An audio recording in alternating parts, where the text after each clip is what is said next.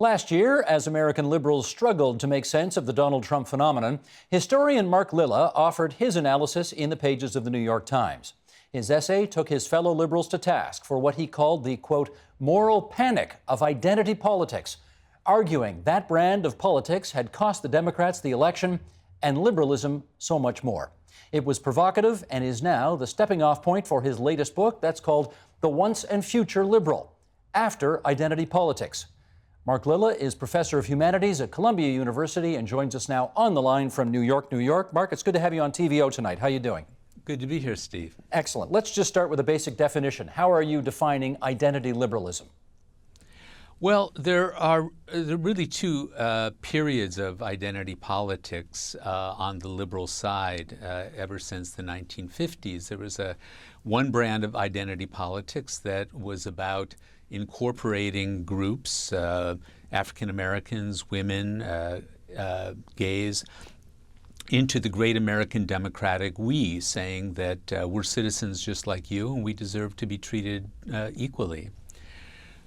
Then in the 70s and 80s, there was a shift to a second kind of identity politics, which was more personal and about myself and my own very complex identity, and also a politics of difference. So rather than it being about bringing us together into a, as I said, great democratic we, instead doubts were raised about the existence of it, and politics came to be conceived of on our liberal side as a politics of groups, of movements, and not party politics with a message that would offer a vision of American destiny that would attract Americans from all walks of life. And why do you think it became so negative that it cost, in part, Hillary Clinton the election? Well, many things go into a presidential election loss, and of course she won the popular vote. But the election of Trump is the culmination, really, of 30 to 40 years of a failed political strategy. During the Reagan years, when Reagan essentially delegitimized the use of government to meet social problems, it was a time for liberals to offer a new liberal vision of what makes us us, about our rights, but also our duties and our obligations to each other, and to offer a political vision as opposed to Reagan's anti-political division. Instead, this second kind of identity politics grew up, and for that and many other reasons, people began drifting away from the Democratic Party. And for example, and that has nothing to do with presidential elections. During the Obama years, for example, the Democratic Party lost roughly 1,000 seats in state legislatures in this country.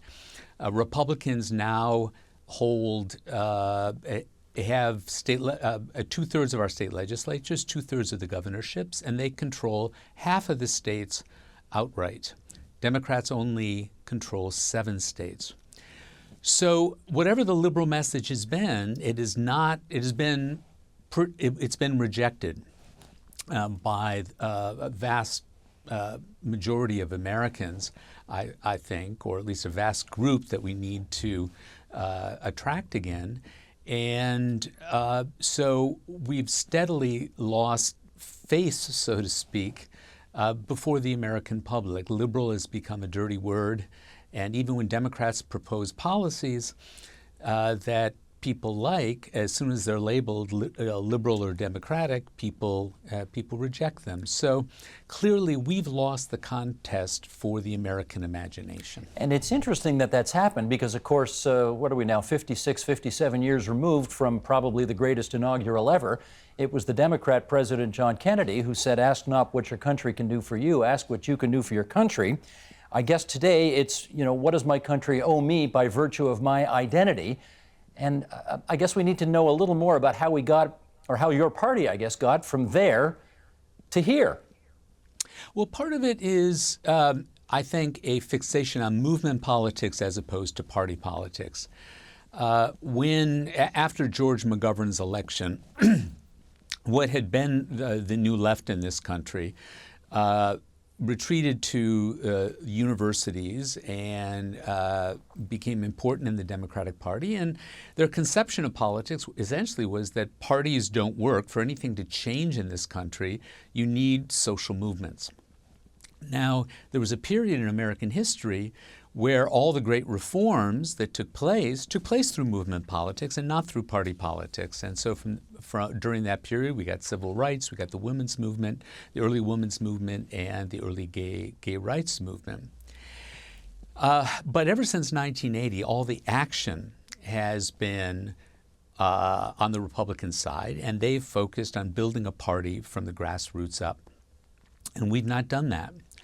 And it's in the nature of movement politics to focus on one particular issue rather than a whole host of issues, and to become ever more extreme in the demands, and there are internal fights over who's the most pure. And that kind of thinking and those habits are bad habits and bad thinking for really building a Democratic majority. And the perversity of it, and this is a big theme in the book, the perversity of it is that we are less and less able to protect the groups whom these groups say that they represent because we do not have institutional power. Institutional power can trump movement power every time. And so there needs to be a new way of thinking about how to invest our energies on the liberal side of the spectrum. As we try to understand this phenomenon better, I'd like you to compare and contrast two terms that you use in your book and help us understand how they are different. You talk about the Roosevelt and the Reagan dispensation. Help us understand that better. Well, one way of dividing up 20th century political history is to think of two dispensations. Now, the word dispensation, those of your viewers who dabble in Protestant theology will know what I mean. A dispensation, like the Old Testament dispensation, New Testament dispensation, means that certain rules apply. And from the New Deal, up until the 1970s, certain rules applied. The Democratic Party spoke about solidarity and equal rights. It had a robust sense of what government could do to guarantee those things. And it really set the terms of political debate, so much so that Republicans had to respond in like terms. So, for example, Richard Nixon proposed a guaranteed minimum income. He also proposed national health insurance, but he wanted Republican versions of those. So in a sense, the terms of debate had been set by the New Deal. With the election of Reagan, the terms of debate shifted. Government began to look incompetent or illegitimate. The focus became on economic growth. Government became the problem. Individual effort and initiative was praised and idealized. The picture of the country was of individuals and their families and maybe in their social groups and churches, but not a country of citizens engaged in a common political effort.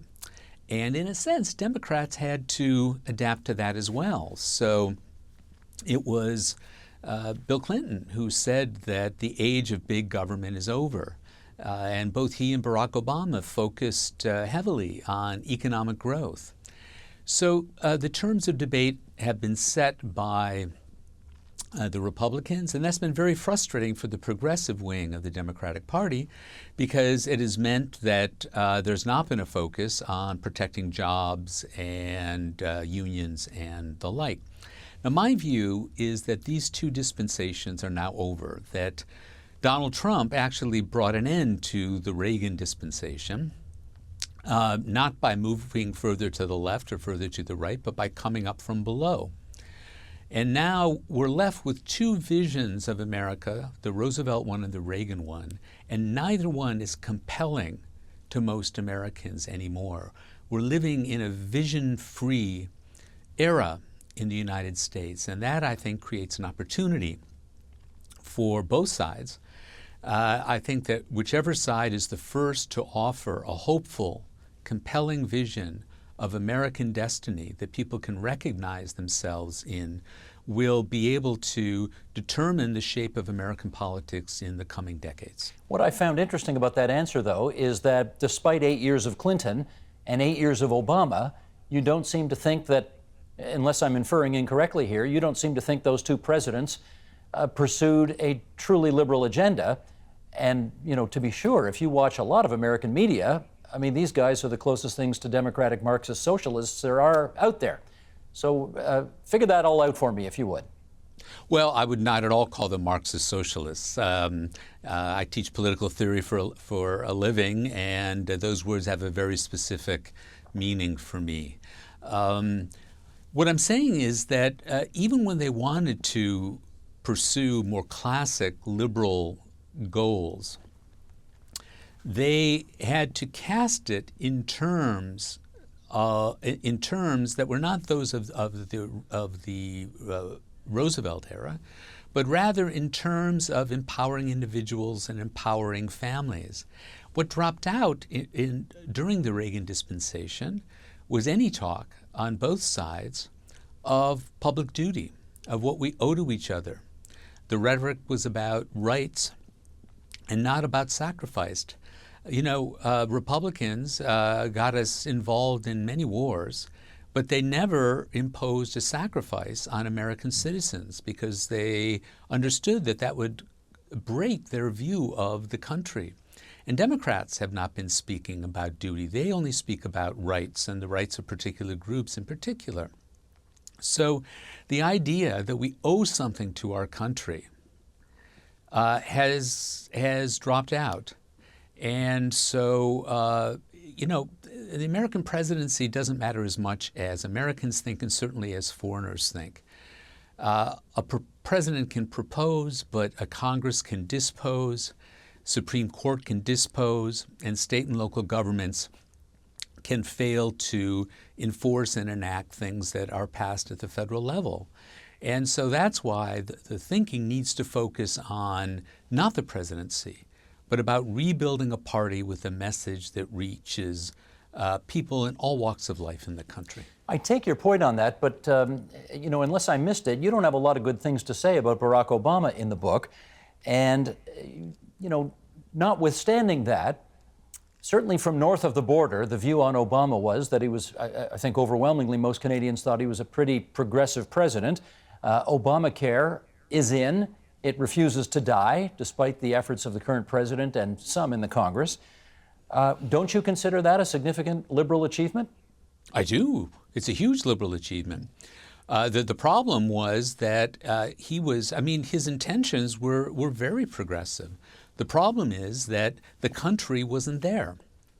And so even when he proposed, he had to get things through Congress. It had to pass muster with the Supreme Court, and that was very difficult. So he was not able to pursue many of the things that he wanted to pursue.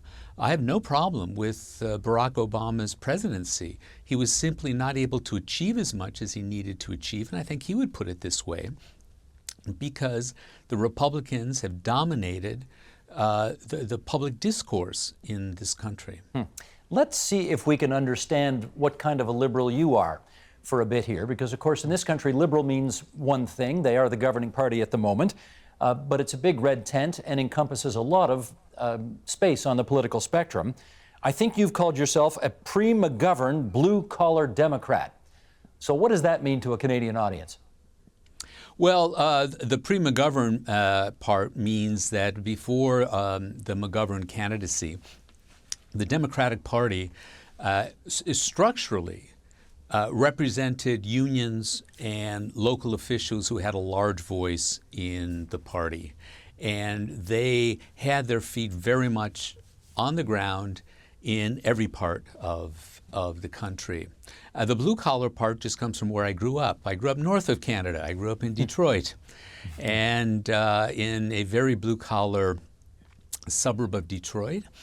And I watched in my own lifetime this town, this county, it's called Macomb County, was the most liberal suburban county in the United States in the early 60s. The greatest majorities voted for Democratic presidents.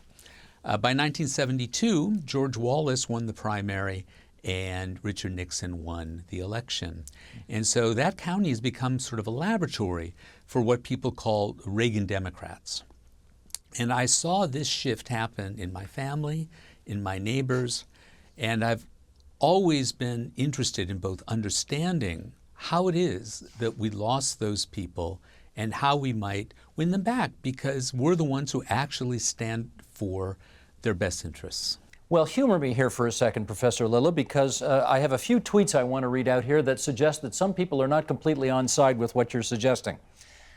Here's somebody on Twitter who says what Lilla is ultimately saying is that identity politics, that is centering women and people of color over white men, upsets white men. We have another fella saying, I stopped reading when you decided to try shoving that bigot Mark Lilla down our throats. Enjoy bashing trans people with him. And how about one more for fun? Mark Lilla is an inconsequential failure who owes his continued employment entirely to white privilege. He's never done anything of value.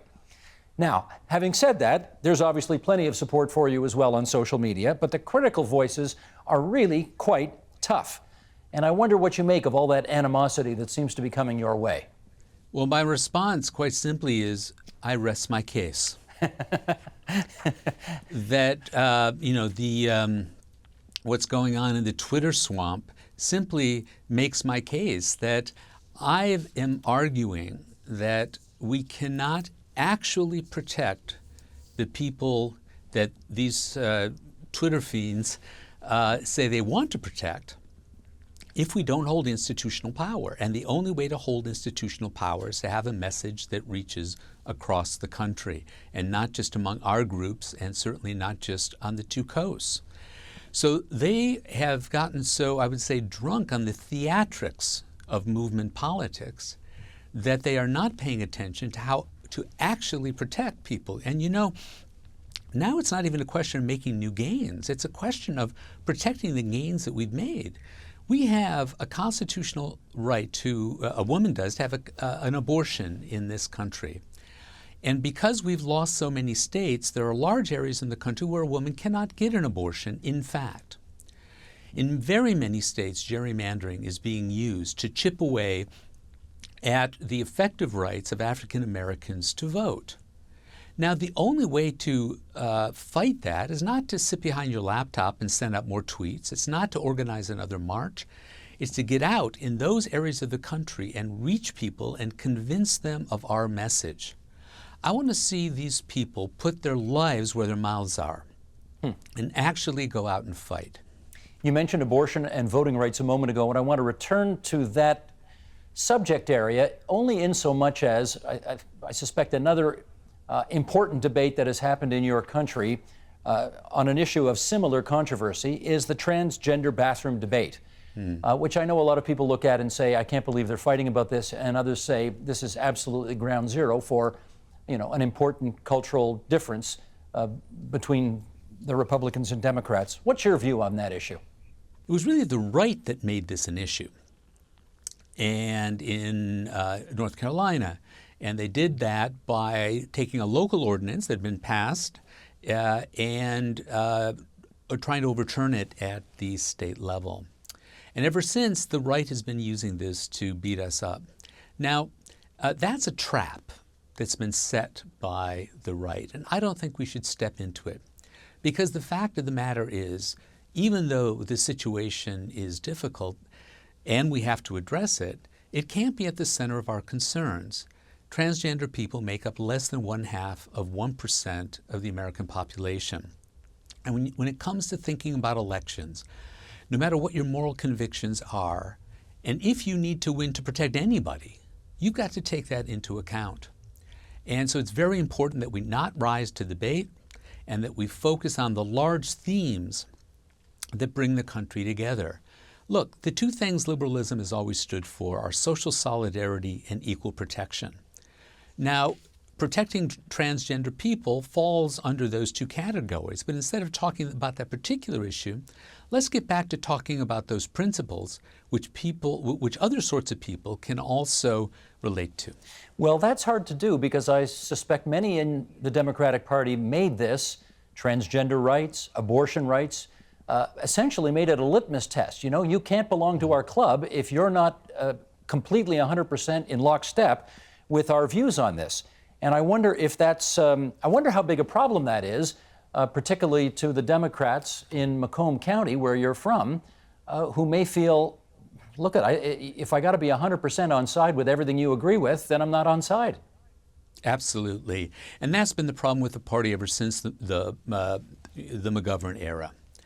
And that is that people in it think of themselves as being part of movements and don't think like practical party political people. This never would have happened before the McGovern changes.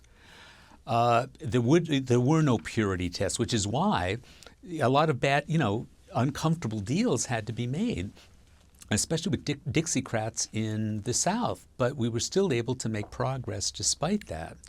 But you're absolutely right. The logic of social movements is that there's a contest to show who's the most pure. That's how you get to lead these movements. But that's not how you reach someone else. Movement politics is expressive. It's about speaking truth to power.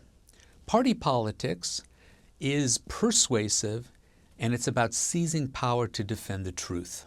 And that's a very different logic. And what I'm arguing for in the book is for people on the liberal side to stop thinking in the first way and to start thinking in the latter way. It is suicidal to set the bar for agreement any higher than it needs to be for someone to vote for you. Well, you obviously the book is your very persuasive case to try to get people to realize what the stakes are and what the choices are. And I wonder if you could, if you were successful in remaking the Democratic Party in a way that you thought was better able to reclaim some degree of power in Washington and the state capitals around America, what are the handful of major issues that you would want that party to come together on? Well, I think, the issues are right before us. Health insurance, environmental issues, education, especially civic education, I would say, in order to build a sense of citizenship in this country. We've got economic issues. We've got people who are left behind, particularly in our central cities. And so those are standard liberal things, but basically the urgent problem we face is adapting this country to the realities of a globalized world economy. And frankly, no one knows how to do that yet. And anyone who tells you they know how to do it is lying. Well, Trump figured it out. Trump figured out that if you just get really angry at it, you can get a lot of people on side, including in Macomb County, and you can win. Yeah, and how's that working for you, America, right? No, that's right. So there's serious problems to be faced. It means making some trade-offs, and it also means a lot of creative thinking, especially on trade policy.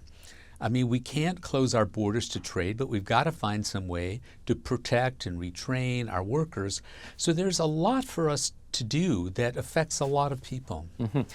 I think that the huge challenge of your proposition is that it requires an enormous amount of willingness by the public, by American citizens, to really re-engage in politics at the local level, at the state level, yes, at the national level too.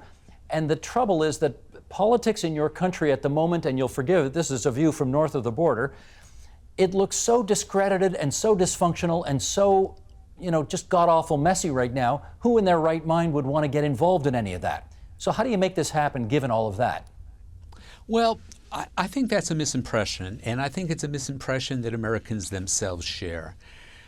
One of the, among the many bad effects of the Reagan outlook was that everyone in this country is convinced themselves that nothing works in government. Well, if you ask them about, does Social Security work? They'll say yes. Does Medicare work? Well, yes, I guess that works. Does the military work? Well, I guess that works too. How about the National Park Service? Well, yeah, that kind of works too. And pretty much you're already talking about 3/4 of the U.S. budget. The American way of doing politics in various periods of our history is to treat Washington like it's a cesspool, but in fact, things get done. And in fact, things change. And we certainly know that in certain respects, things have gotten worse because of the Republican attacks on Democratic achievements. So simply to get back to where we were is important. But you're right. People are turned off. Fox News has made billions of dollars by convincing people that nothing will change. But in fact, what you're seeing now is people are going. People, there are people in social movements are out demonstrating and speaking out, and that's all fine as far as it goes. But there are also people who are showing up at town meetings being held by congressional representatives and giving them an earful. And so I think, the more people engage in this and the more they see that little changes can happen, the more encouraged they'll be. But the truth is, it's taken us 30 years, 40 years to get here. And it's going to take 30 or 40 years to dig ourselves out. And that's why this book doesn't offer a recipe for anything. What it argues for is a change of direction. Well, let me sneak one last question in on that front then. Barack Obama won, I suspect, in large measure because he managed to really motivate young people who were on post-secondary campuses to come out and be with him. And he created that movement.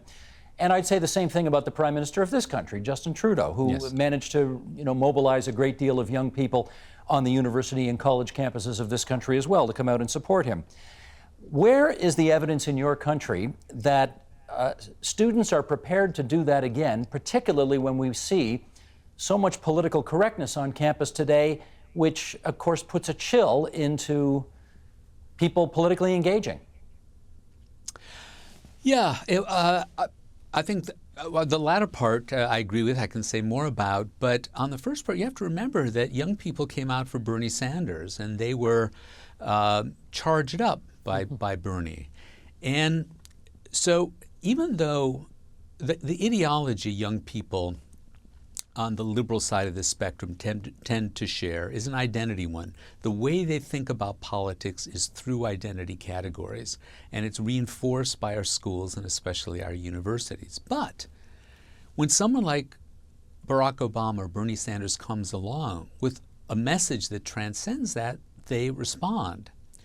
And so I think that if our political leaders and would-be political leaders would start using that sort of rhetoric and borrow from the JFK rhetoric of asking what you can do for your country, that they would respond. But Democrats have not been doing that. And I think if you appeal to that higher sense, that that young people will respond. But what goes on the campuses doesn't make that job easier. You're absolutely right about that. That's Columbia University professor Mark Lilla. His book is called The Once and Future Liberal. Mark, so good of you to join us on TVO tonight. Thanks so much. Great to be here, Steve. Thank you. Help TVO create a better world through the power of learning. Visit TVO.org and make a tax-deductible donation today.